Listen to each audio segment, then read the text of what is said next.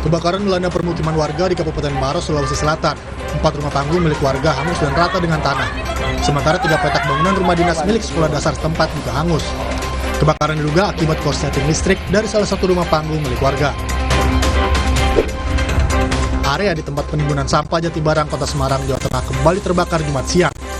Area yang terbakar diketahui adalah kandang sapi yang terletak di titik zona aktif TPA Jatibarang. Bangunan kandang yang terbuat dari kayu membuat api cepat membesar dan merambat ke tumpukan sampah yang berada di dekat kandang. Kebakaran membuat polisi menutup sementara akses keluar masuk truk sampah.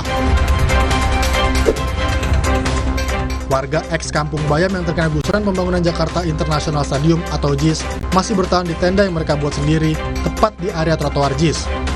Warga bersikeras tetap tinggal di area ini karena kendala mahalnya biaya rusun yang telah disediakan. Pemerintah DKI rencananya akan melakukan penertiban mengingat agenda pembenahan trotoar JIS jelang gelaran Piala Dunia U17 November mendatang.